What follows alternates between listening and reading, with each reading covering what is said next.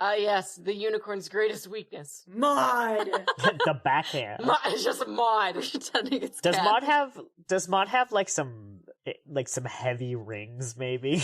Like Godfather style. She's decked out. Does Maud have, like, Yes. rings that can, like, she can, like, kind of turn them and they all, like, link into a brass knuckle? I saw that on Etsy. I've never heard of that. I thought you were going for a Captain Planet thing when they, like, link up or something. I'm like, what are we doing? Oh my god, I didn't dream that show. That was actually a thing that happened. With our powers Is Maud part of combined. Voltron?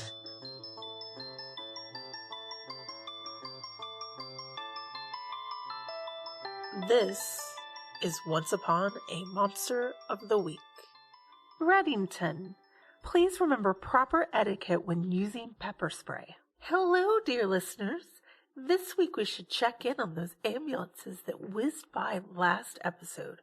But first, Maud and Kathy are in Kathy's pink Jeep. Norman and CB are still inside their office building. Does CB need to be invited in? I haven't decided that yet. It's gonna be whatever I think is funniest at the time.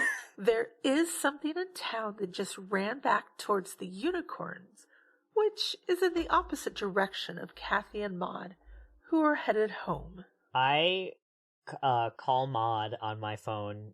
She's in my top 5 contacts. Oh my god.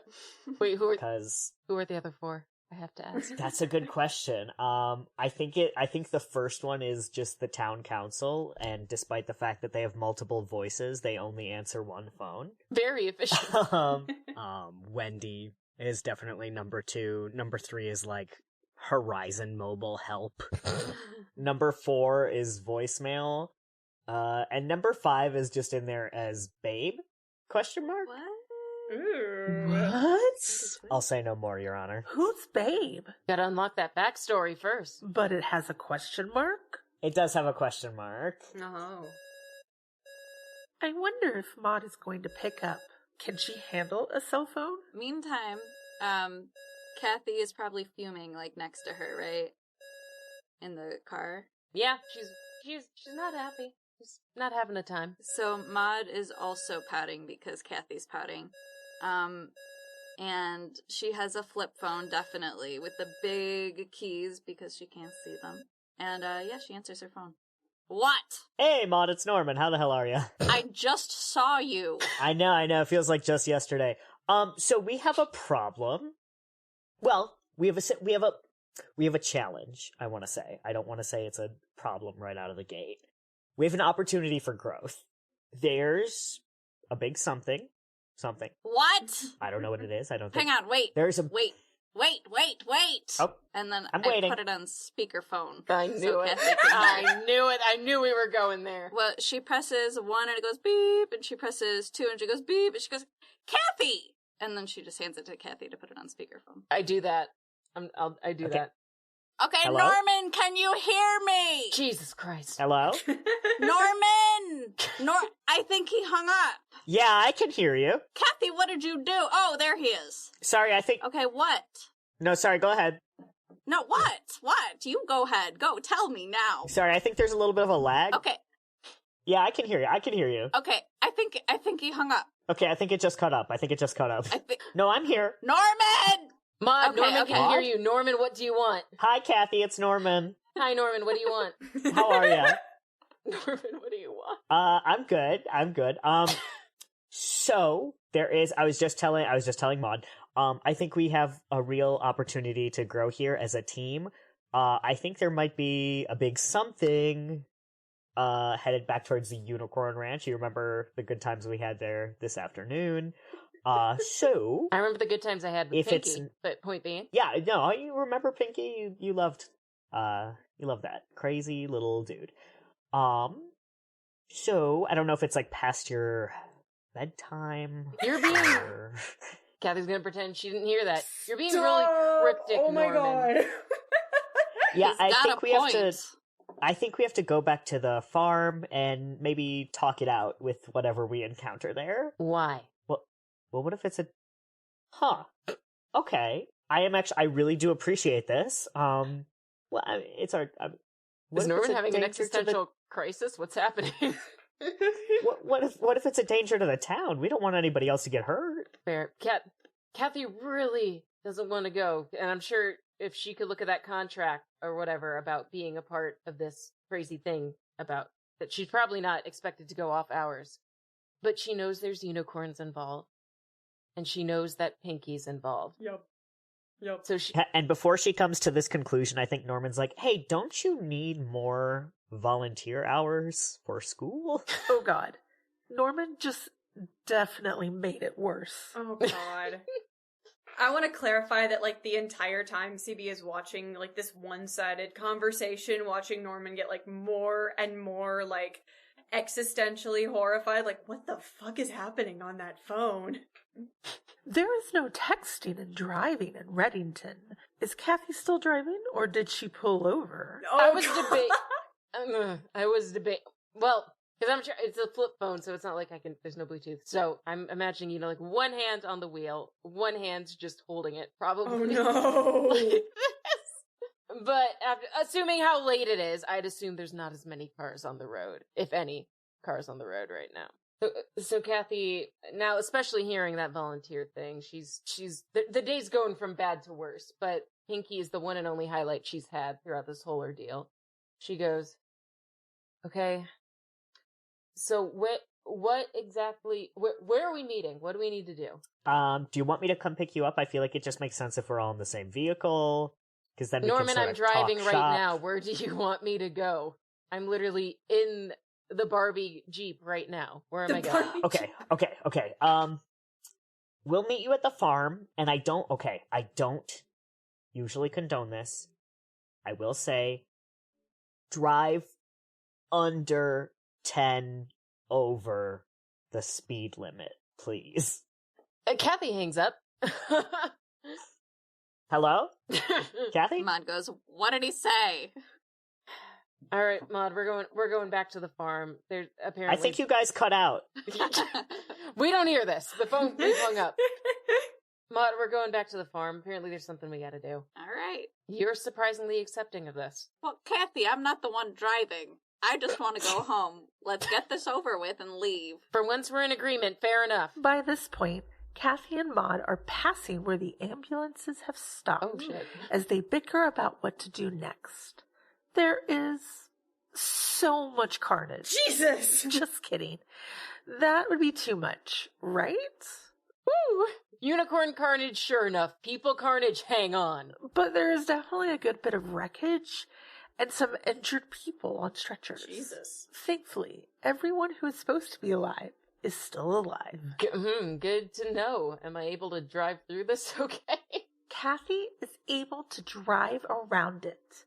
She and Maud drive slowly around the town square, passing through this wreckage. Is it carnage? I gotta look up that definition. Kathy goes, oh shit, Maud, look at all the carnage out there.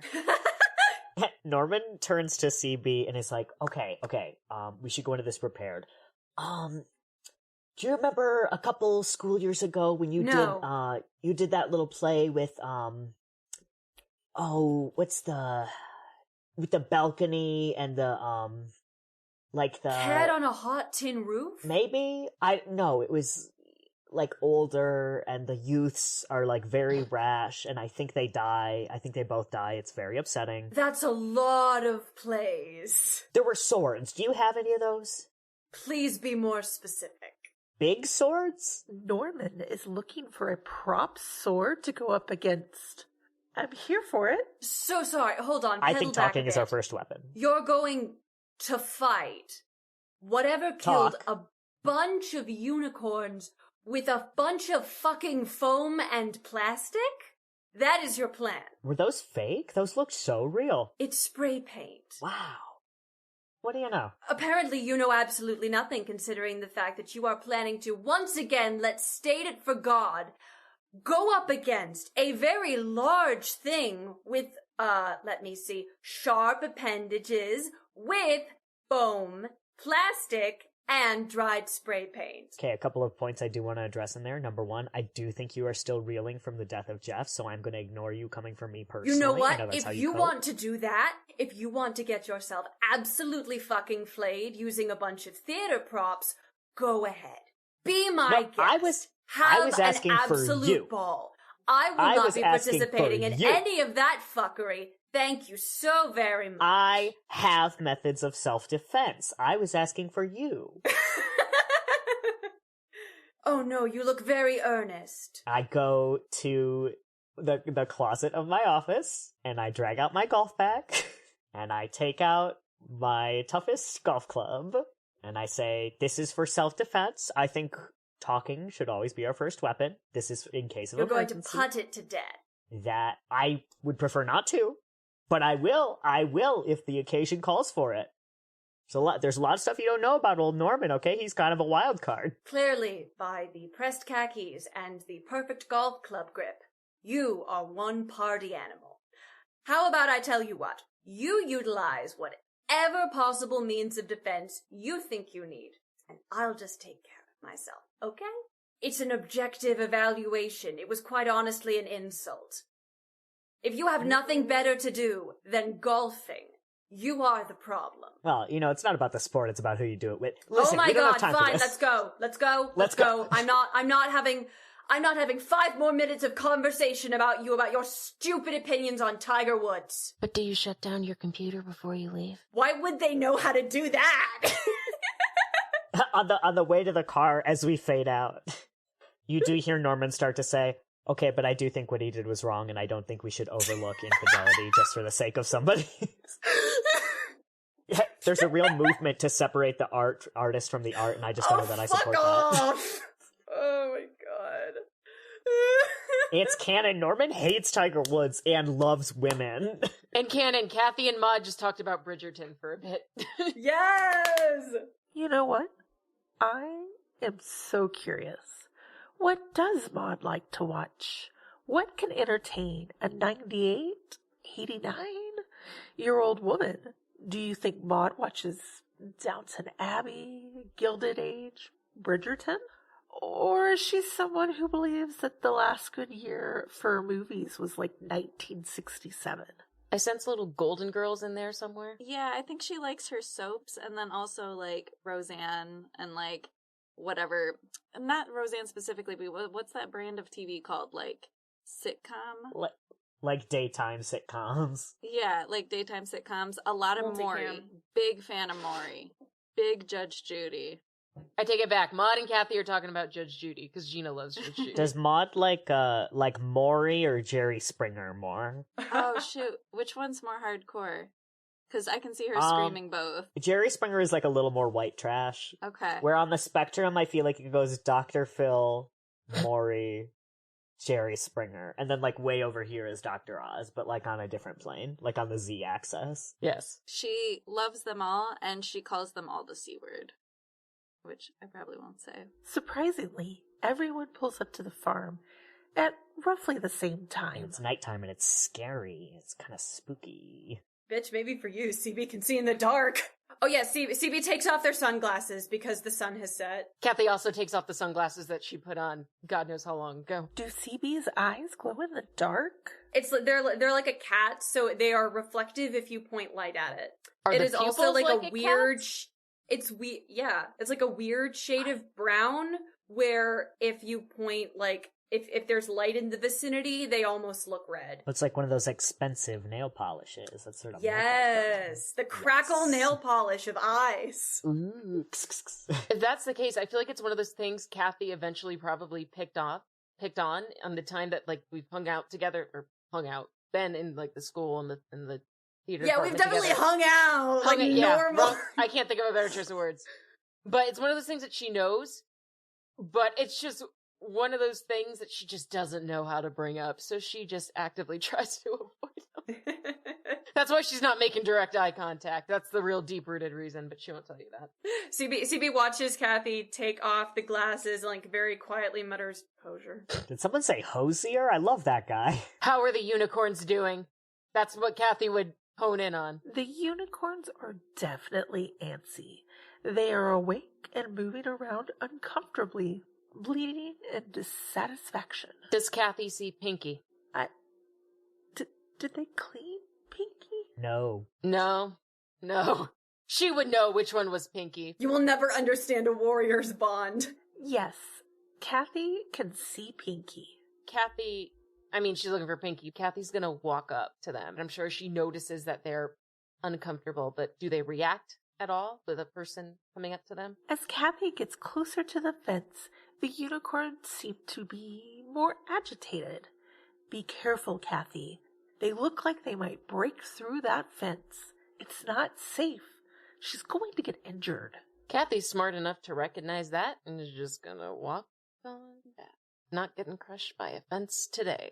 I have in my car like an Enya CD. Do you think maybe I should roll the windows down and play? Would that help? Or is that You I think follow- it's Who are you Selkies? talking Norman, and she says this in all sincere sarcasticness, you follow what your heart tells you to do right now. to? Thank you, Kathy. That means a lot to me. Can I actually grab an aside with you real quick? Oh, God. Can I bend your ear for a second? Oh, CB looks back and forth and instantly takes like 12 steps away. I imagine. But is very clearly trying to eavesdrop. Fine. Uh, Kathy agrees to the Hey, aside. I just wanted to say, earlier, I feel like you really reached out to me, the offices. I know that was giving you a lot of concern, and I had extended myself to be there for you, and, I think I really did get caught up. You know, I'm not a perfect person. I did get caught up in sort of, euphoria is not the right word, but the rush of, encouraging CB to use their manners, and I kind of abandoned ship a little early when I feel like you needed me, and I'm not feeling proud of my actions there, and I want you to know, I'm gonna try to do better, and I owe you one. Well, to quote something that you often say, Norman, I hear you, but also to quote something that you y'all listening to this podcast can't see it. I just got a vigorous nod, and that was beautiful. Yeah.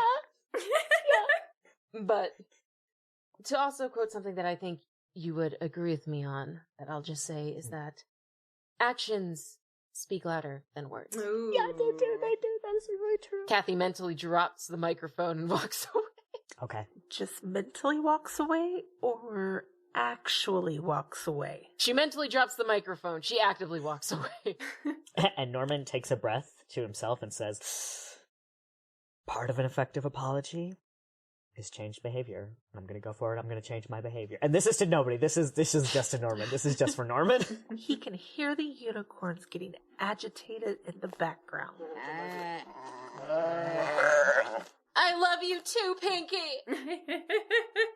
Maud hobbles up from the car and she walks up to CB. I'd like to imagine she was just looking at her phone the whole time, trying to figure something out. Yeah, piece of shit. Okay, so you know that one clip from The Office where, like, the lady comes up behind the one dude and the dude doesn't see her, and then he's like, oh, fuck! Jesus Christ. That is what happens. As an Office fan, Okay. yes, 100%. What's in your craw? What the fuck do you want? I'm just here for the same thing you are. Which is what exactly? I still don't understand. He said we have to come make right with the unicorns or something? So from what I've gathered, and none of this was in the current of my will, there is something that has been maiming and somewhat killing unicorns, and for some ungodly reason, we have taken it upon ourselves collectively, collective insanity, except for Norman, that we need to be the ones to figure out why all of this is happening. I believe Norman is doing therapy on Kathy. Very funny dialogue happening in that direction. Would love to fill you in on that fucking disaster. But really, no, I'm not entirely sure what we're doing here or why I have to be here. There's just something that we need to kill. My hope is that it can be made into a steak. I'm starving. I would be down for that. Okay, autumn harvest planning gang. Oh, don't. Let's... This seems like a pretty bad situation. Let's see if we can get a read on this. After Kathy storms away from Norman, or just walks away, A professional walk away. It's brisk. It's with purpose. Yeah, that's a good way to put it. Norman starts to look around and sees similar footprints to what they were investigating earlier. These tracks look fresher and newer. Norman also notices that the closest unicorn gate is standing wide open. And the unicorns are where they're supposed to be, though? None of the unicorns have escaped. But there is definitely a gate open that wasn't opened when the group left earlier. Okay, I'm gonna go to close it. I do have my golf club, Oh, Jesus. but I am carrying it in a non-threatening manner. How is that? Over the shoulder? Under? It's like over the shoulder, like parasol style. Oh, God. Both arms. Yes. It's the walk from the waist down that makes it non-threatening. It's more of a, it's very jaunty. Please tell me Norman's like twirling it like a parasol. That's Oh, just- my God. Yeah, I'm just picturing just Mariano's walk from Encanto. yes, Obsessed. but gangly. Norman takes off towards the open gate. It's a good time to let you know, dear listener, that the only light in this area is currently coming from the 2 cars. Farmer Jeffrey's house sits dark, and while it is clear there are lights around the unicorn pen, they are currently turned off. CB and Maud are chatting, and has anyone seen Kathy? Chatting's a strong word. Yeah, I'd say she probably just goes, for now, just kind of goes back to her car and is just kind of not wanting to engage in conversation, just kind of leaning against the driver's side door and just kind of observing, I guess. As Norman gets closer to the gates, the further away he gets from the light sources, until he finds himself in the unicorn's fence. Encampment? That's not the right word. Enclosure. Jinx. There we go. We did it, gang. It's so late, listeners. I hope they're wrapping up soon. I want to turn to CB and say, listen, if we help him out, we might be able to get out of here just a little bit faster, so get your ass in there with me. And I'm gonna start.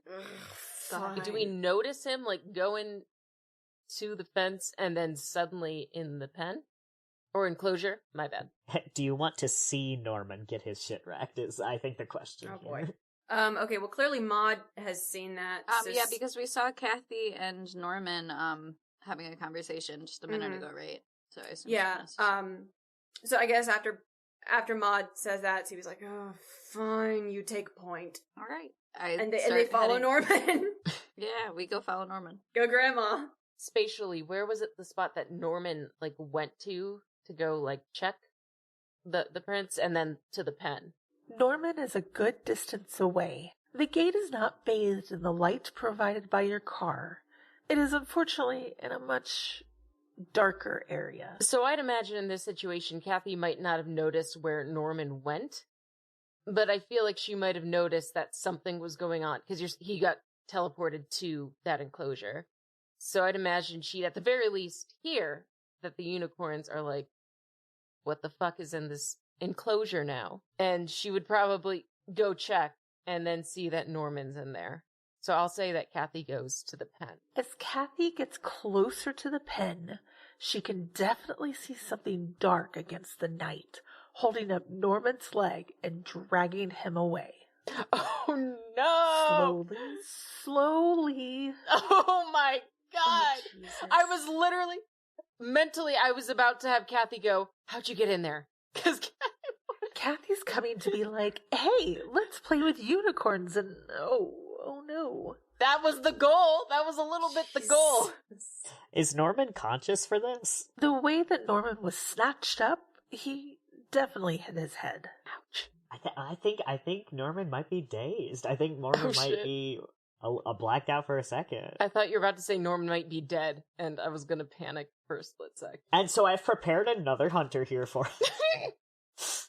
I guess, like, seeing that, I mean, you said slowly, but is it clear to see that, like, he's getting dragged by something? Kathy can see the outline of something black against the night sky. Okay. Mm-hmm. Okay, fight or flight's gonna kick in. Is the pen, is it something that could be hopped over, or is it, like, more of a barrier? Like, I cannot get in through this way. Unicorns are short and squat, not jumpers like horses would be. The fence is a stone 4-foot barrier, Cool. Kathy can likely hop over this. So Kathy's gonna hop the fence and start booking it toward Norman. Oh boy. Did Norman drop his golf club? Norman is still holding on to his golf club, It's because he's got that perfect golf grip. Norman's got the death grip. but not in an offensive hold. His foot is being dragged while his golf club is still in his hands. It's still sort of lodged in there. Mm-hmm. You can see Norman even though you can't see the creature because his khakis stand out across Oh, the God. inky black of night. And his pale, pasty skin. Jesus. Well, actually, okay, wait. Here's my question. So, pre this event, we have canonized that CB can see in the dark. Did they have, like, any more details than anybody else in this situation? As CB focuses in on Norman being dragged away, they can actually see the creature a little more clearly. It looks almost like a deer, but not quite. The eyes are more forward-facing, more predator-like. It doesn't look put together correctly. Something about its teeth, its body. As CB focuses in on the beast, they also notice another set of eyes in the distant forest, and some noises coming in from poor Farmer Jeffrey's house. Rest in peace. We never even got to call Neil. If I hypothetically got to him, if he's being dragged, I assume, even if I can't see the actual figure, I could kind of guess based on, like, if it's like a leg is being up and being pulled, I could kind of make an educated guess. She's got some pepper spray. She's gonna whip that bad boy out. Kathy pulls out her pepper spray and goes to town. It's been a while since she's tested it, but thankfully when she sprays the creature, it lets go of Norman. They can hear it making angry noises as it claws at its eyes. Unfortunately, Kathy did end up spraying herself and Norman just a little bit. My fucking eyes. Hey, does the pepper spray, Sorry. does it work like smelling salts? Have you ever been pepper sprayed? You know what? That's for me to know and you to wonder. No, it doesn't. I'm sorry. It's going to hurt. We're doing great, fam. We're doing so good. I still have my golf club. You're passed out. Yeah, but I still got my golf club. I would like to do, because you've just given CB two very interesting pieces of information that nobody else has, and I don't think that CB would particularly give a shit that anything is, like, happening to a human in the house. It's just like, you know what, if it happens, it happens. Life and death and all that shit. But the presence of the other set of eyes is very interesting to me. I want to know what those two eyes are. CB sees these eyes and debates crossing the field in the middle of the pen to investigate. However, before they can move, they realize they're stuck in place as their mind is being rooted through. The creature is able to easily tell that CB is not human. CB's not human. Oh my god, I know, right? So crazy. You're still passed out. You are still unconscious. They know that CB is not only a vampire, but comparatively a very young one. So, as one will know, in vampire lore, which I'm definitely not pulling multiple sources out of my ass to create the most interesting little guy, It's allowed. the older, the longer it's been since you have been turned, the more powerful you become. I've seen, like, some texts do it with, like, the pointiness of, like, a vampire's ears. So, like, how, like, Nosferatu has, like, super, like, elf-like ears in some depictions. Comparatively, CB's got pretty normal round ears. So, yeah, they're a baby vampire. They're a baby vamp. Human ears? They're so round. This is Boone Greeley, owner of the Growl and Prowl, your friendly neighborhood mechanic shop. Now, let me tell you, we can help you with just about anything. If your engine's got a grumble, but you're wanting it to really, you want an engine to growl. I mean, I understand, but Daddy, really? Okay. If your prow's got knocks and pings that make you want to howl. Bring your car to see the Greeleys. We can fix it and how. Did you really think you get away with this? How and how? How and how? You What was it? What was going on? What were you thinking, Dan? Ty might be, you know how much I don't want to say Tajo is right. Do you understand that saying Tajo is right is like my worst nightmare? You can't just rhyme howl and how. That don't make no sense. I mean, howl has a whole extra letter on the end of it, and how is just the front part of the sound. That's not rhyming. That's just repeating the same. You gotta add something else, more pizzazz. You know what? We can fix it with a smile, not a scowl. How'd you like them apples? I went ahead and improv that. Okay, all right. I'm all right. That's Growl and Prowl in Reddington Town Center.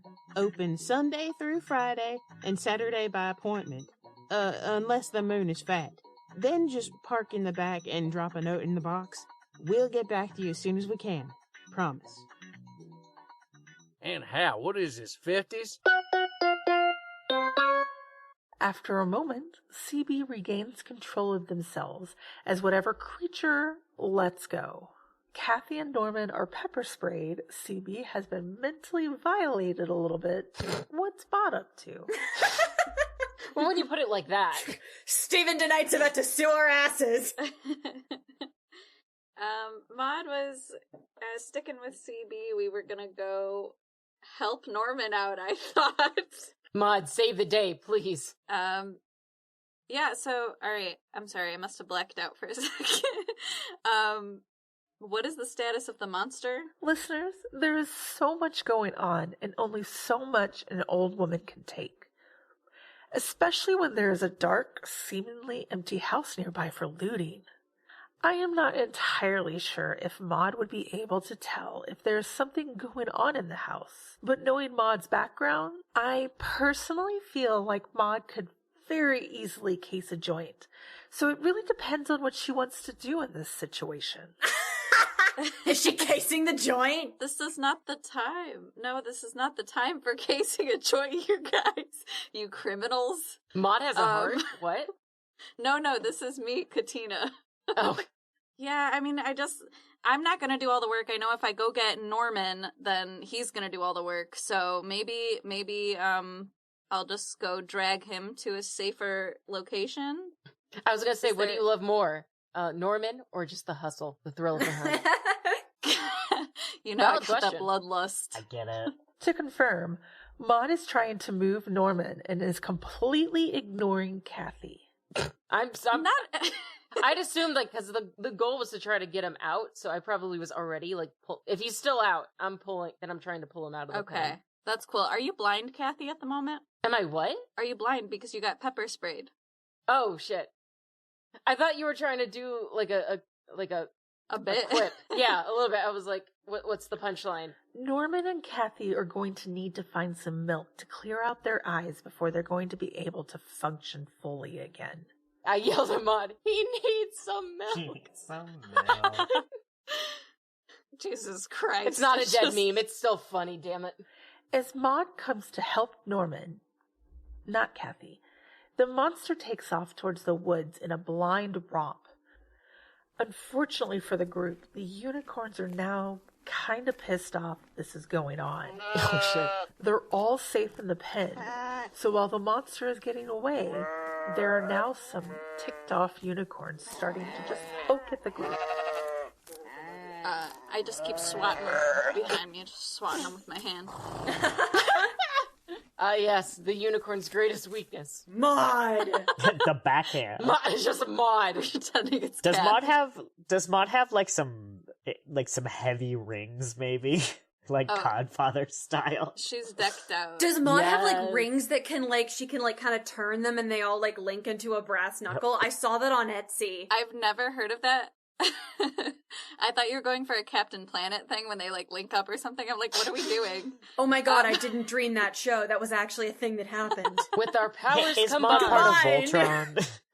Yeah, no, she's got BAMF on her brass knuckles and she's swatting at the unicorns behind her as she's trying to drag out Norman. Is Maud like trying? Is it just like kind of like a SWAT kind of thing, or is it like they are physically getting hurt with these whacks? Well, I'm not stopping what I'm doing to turn around and like punch them in the face, so I think I'm just Fair kind enough, of like shooing them.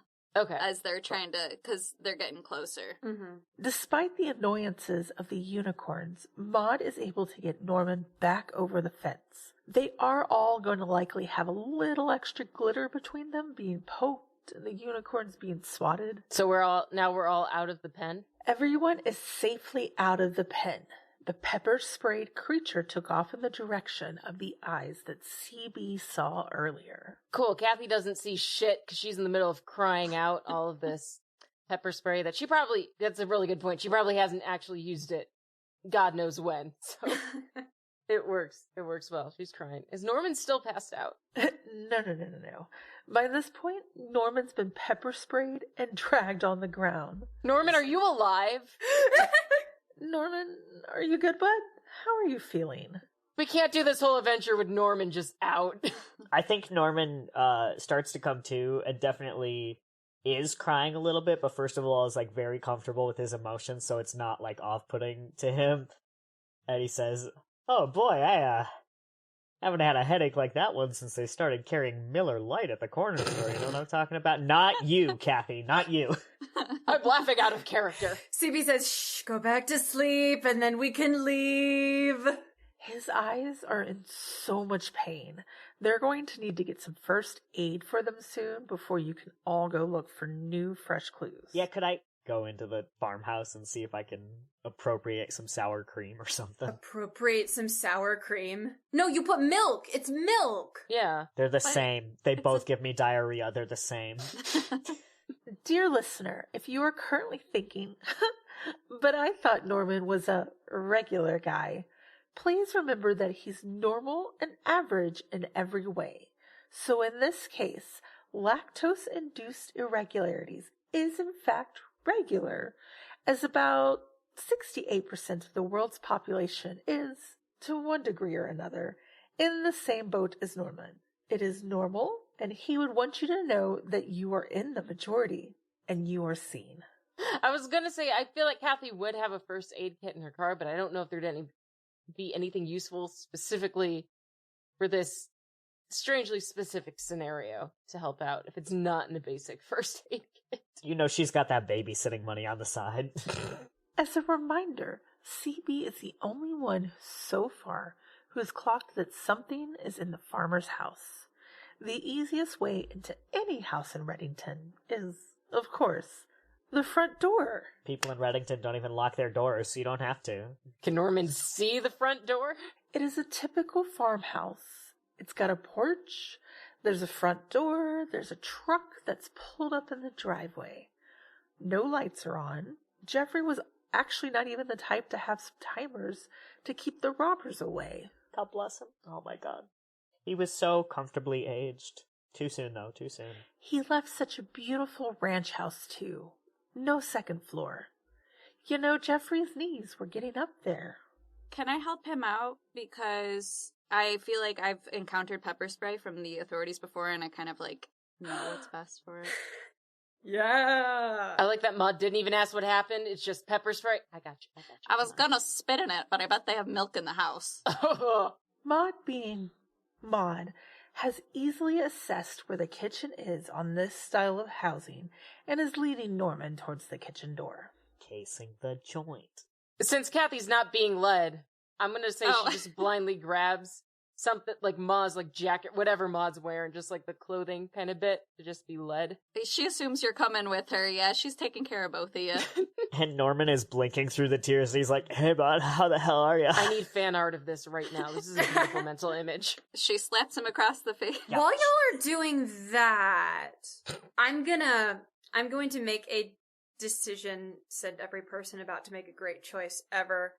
I'm gonna say CB's kind of the only person that's actually seen that second set of eyes, and they want to keep eyes on the eyes. So while y'all are going in the house, they're gonna wait outside by the door. This is not a being invited in situation. I haven't decided yet. You know what, listeners? Either way, the owner is dead, right?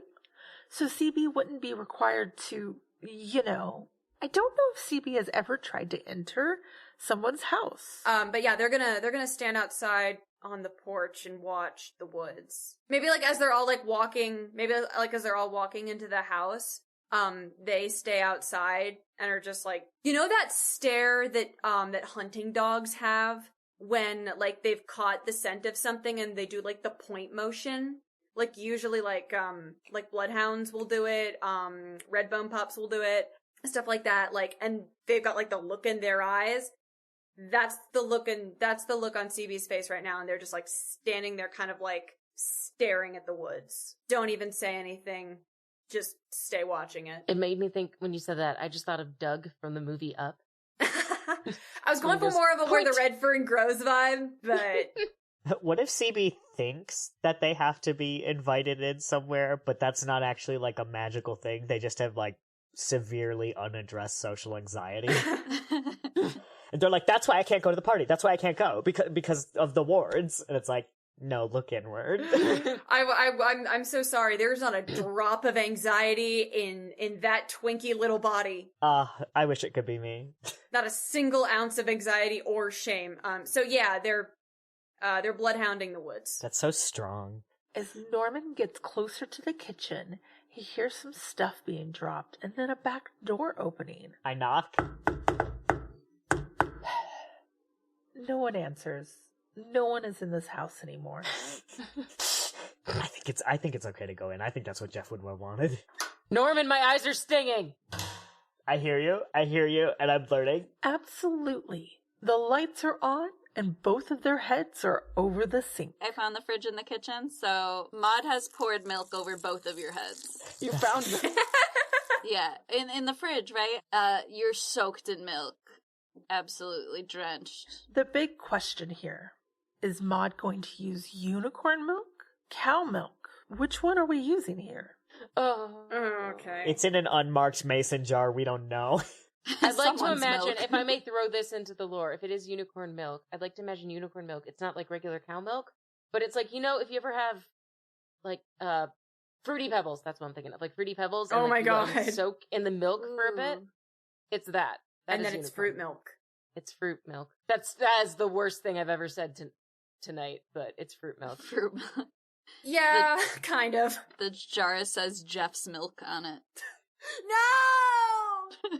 And as Norman has his head over the sink and is getting milk poured on him, he says, "You know how much they would charge you for this at a spa in LA? We're pretty lucky, actually." Even pepper sprayed. He is still the nicest fucking guy. Is it unicorn milk or not? We haven't seen any cows. What else would it be? Then Kathy takes solace in the fact that at least it smells okay. So unicorns have nipples then. Sorry. Great. Actually, yeah, I they're think if it's on mammals. Right. on an animal and you're milking it, the correct terminology is teat, Oh, his teeth. or alternatively, udder. So udders have. I hate that I know this. I'm your token farm person. Udders have teats. The milk comes out of the nipple, which is on the teat, which is on the udder. Okay, so they do have nipples, but Yes! it's on the teat, which is on the udder. I'm gonna Yes. call Okay, them so the teeties. question was, do they have nipples? And they do. Scientifically, I agree, but I'm gonna call them teeties now. That was the best thing ever. Newt, can I grab a sidebar with you real quick? Why? We gotta dial back on the nipple talk, dude. I think we're starting to chase the babes away. No, you don't understand. You don't understand. The babes love it when you know how to properly, milk a cow and you're totally yeah. fine with mucking out stalls. Fuck yeah, talk more about cow anatomy. Yeah, it's getting real sweaty in here. I think things are different here in Chicago, my friend. All I'm gonna say in my personal defense is I live in the South. I grew up riding. I know a lot about farm animals. And I was just gonna say the nipples are the eyes of the torso. Thank you. Okay. And now we have CB yelling at them about farm animals. Not in canon Aww. yet. You don't know. You don't know their past. They've been around for a couple decades, you know? At many decades. No. Wink. We can see, like, pretty okay now again, now that we've done the milk thing. Kathy sprints to her car to find that emergency little makeup kit that she always carries in there. Because Kathy would. She's got to freshen up stat before anything else can progress in this adventure for Kathy. So she's back at her car, if she's allowed to easily run out the front door and back to the car. So she just sprints past CB, who is, Yep. might I remind you, doggedly staring at a bunch of woods. No words, just We're not acknowledging each Well, are other. you in my way? We're doing what we need to do. Okay, I was gonna say, I wouldn't talk, but I'm ready. I've got a beeline, so depending where you're standing, you might be in the line of fire. Did you just knock on the door because we heard someone in the house? Yeah, it would have been rude to go in. Yes. And instead, all Norman did was alert them and scare someone out of the house. Did Kathy see anyone while she was running to the car? Even if she did, she wouldn't have noticed. I'm gonna be real with you. Kathy has one goal and one goal only. It doesn't help us progress the plot, but I gotta be honest to the character. Yeah, that's fair. It's true. The object that fell and broke was not in the kitchen. There will be no Bloody Marys jumping out here. But the house does currently appear empty if anyone wants to explore it. Yeah, I want to go check it out. Maud's gonna try to loot it because now is the time for looting, you guys. Yeah! So you gotta establish that there's no one else in the house. As Norman and Maud look around, they notice the house already looks quite ransacked.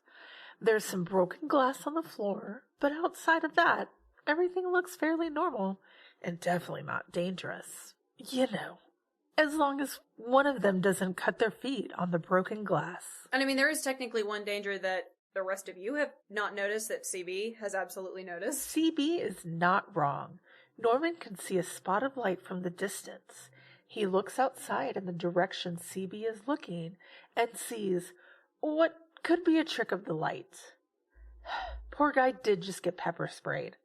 Who knows what he's seeing? I did just get pepper sprayed. And dropped. And dropped. And dropped. And dragged. And dragged. And dragged. And I could still have milk in my eyes. I know the milk is helping, but it doesn't make it easier to But see. at the end of the day, you still have that golf club. And you smell amazing. You smell like Fruity Pebbles. Kind of like a sour, fruity Pebbles. Let's be honest. No! Damn it. No, it just happened. It's still nice. Give it like 15 minutes. It's not, this is at night, we're not in the sun, so nothing's gonna... What is the broken glass? The glass on the floor looks like it came from some smashed up electronics. Now, Maud, I know you have a diverse background. Does this look like foul play to you?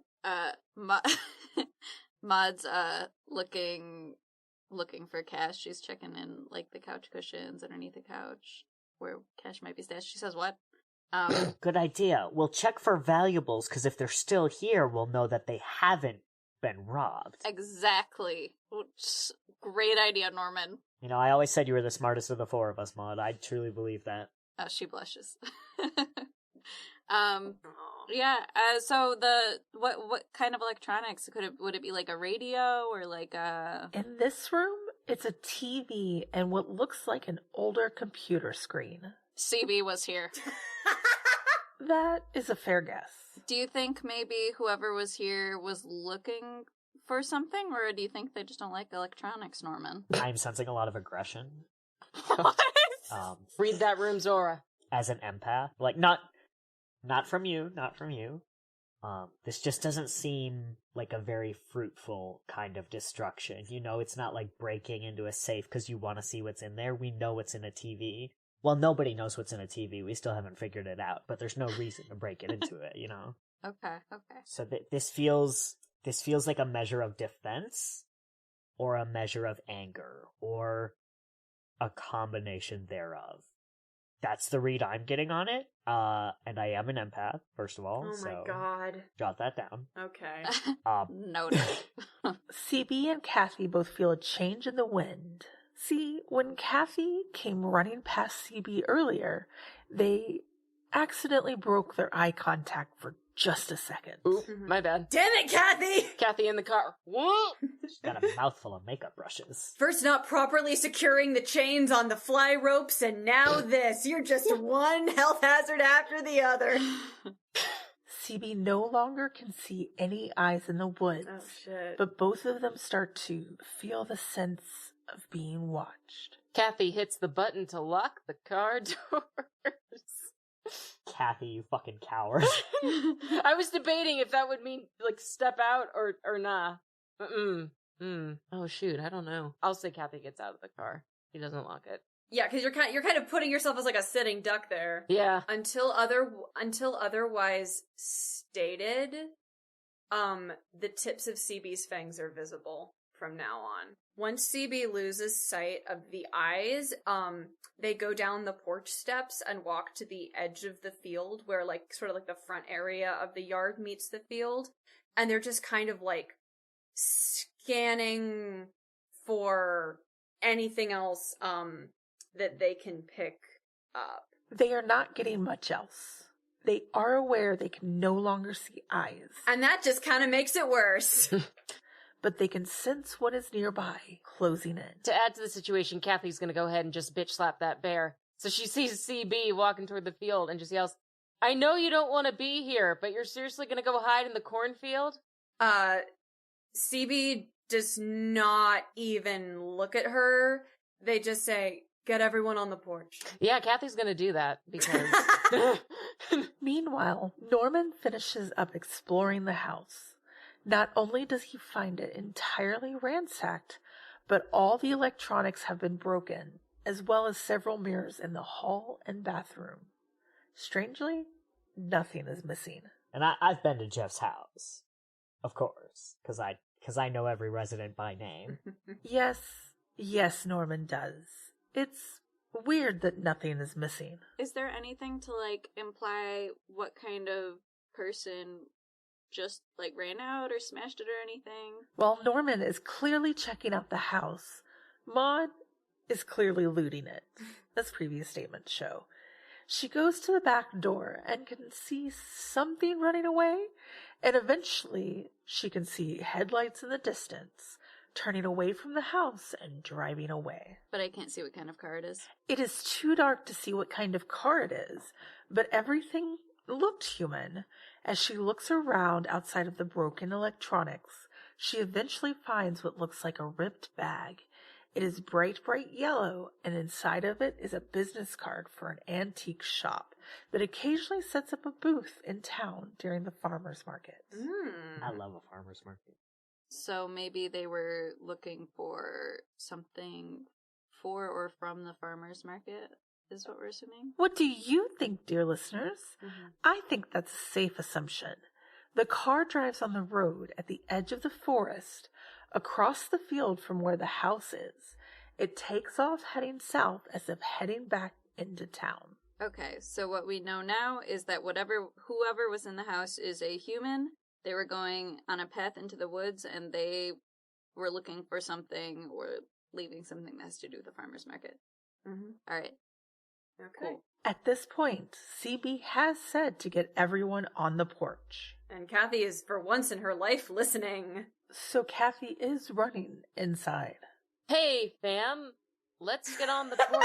CB said 5 words to me, and that's cause for alarm. Let's get on the fucking porch. Okay.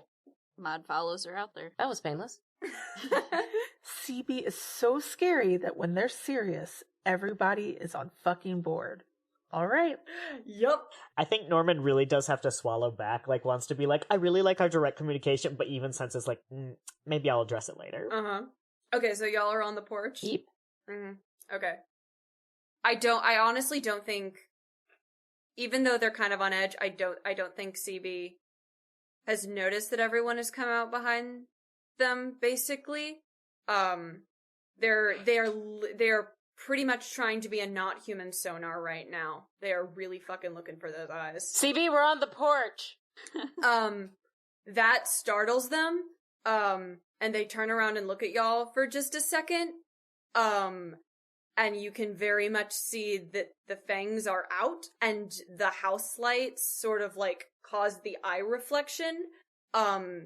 You are legit looking very much at a freaked out vampire, and it's kind of scary. Whoa, what in the goddamn? They are utilizing as much, look at me, I'm very scary, but I'm also, like, freaked out, and I'm trying to have all my ducks in order in case something comes at me. Oh, like a puffed up cat. Sort of. But the cat is incredibly fucking dangerous. Like a puffed up cat. Yeah. Never. We don't know that you're a vampire, right? I don't. How does one explain Reddington? As I've heard recently from a few citizens, weird shit happens in Reddington, but I wouldn't want to live anywhere else. Most of the citizens have that mindset that until something confronts them with the weirdness heads on, they will explain it away as something else. Kind of like how someone might explain a ghost on the stairs as the house settling. As someone who has done that. Yes. Yes. Oh, Kathy is definitely the model citizen of this mindset. Congratulations. My babysitter's a vampire. I'm sorry. No, but yeah, that is the information that you have just been presented. I will allow you 3 to 5 seconds to process. Costume time, sure. What the fuck, CB? I don't know. There's other weird shit happening. I'll be honest. If we weren't dealing with all this other shit, I'd say Kathy would press it more. But the fact that there's more things going on, and like the poor unicorns, the poor fucking unicorns. Kathy's still thinking about that, even with the pepper spray and all that shit going down. A bit of backstory, a freebie for you, if you will. CB and Maud actually partied together back in the 1970s. And let's be real, listeners, I don't know if you remember Maud's desk, but there was a Scarface amount of cocaine on that desk. I don't know if CB ever told Maud they're a vampire, or if Maud even realizes they're the same CB. You know, I think time just flies, maybe. It's like 1975 still, something. And she just never thought about it that hard. I think Norman thinks it takes, all sorts to make a town. And everybody's under a lot of duress right now, and that shows its way. Wow, ally of the year. Ways. My God, the rationalizing away. It's not my place to judge, and it's not my place to pry. And if this ends up being information that they feel is relevant, that they want to offer to me, I'm gonna let them come to me on their terms. Okay. And I think maybe they were also pepper sprayed. That would explain the eyes for me. Yeah, that's fair. So you've got 3 people who give absolutely no shits. But continue. Perfect. This is the perfect party for them. Okay. With that out of the way, CB, has been startled. They're looking at everyone on the porch, and they say, there's a second one. Keep your eyes on the woods. So we all look at the woods. Sorry, I thought there was gonna be more. No, they're not. They don't give a shit. Just bringing everyone out on the porch. Keep an eye out. I love it. I think the guy who killed Jeffrey just went in the opposite direction. Are we really looking in the right part of the woods, CB? Well, Maud makes an excellent point that is soon to be forgotten and never addressed again. The group can all hear the thundering of unicorns start heading towards them. Congrats, I've brought you out for the best surprise party in the whole wide world. There's even a petting zoo. Everyone's focus is on the unicorn stampede. The humans are on the porch while CB is standing in the yard? Yeah, on the edge of the field. No one hears as a second creature comes up, standing behind the group on the porch. Oh, shit. Oh, no. Thank you for listening to Once Upon a Monster of the Week. Reddington's monsters are controlled by Meg Griffin, and episodes are edited by Alex Lavelle. A special thanks to Red Griffin for our character art. Thank you also to Michael Sands and Evil Hat for the Monster of the Week gaming system used in this podcast. We will be back in 2 weeks to check in on the Historical Preservation Society. Until then, you can visit welcometoreddington.com to find links to our Patreon, cast and character bios, and our Reddington tourism shop. We know that money is tight, so if you're enjoying the show, we would appreciate it if you could leave us a rating and review wherever you listen to podcasts. Once Upon a Monster of the Week is part of Haunted Griffin Entertainment. Please check out our website for more of our shows. Today's episode starred Newt Shuttlecotty as CB Scottsdale. Gina Morvek as Kathy Pines. Katina Reeves as Maud. Theo Wampuzik playing Norman Newman. And today's guest included Sarah Palmero as Jessa June Greeley, Terry Randolph as Tyler Joseph Tyjo Greeley, and Adam Landford as Jackson Boone Greeley.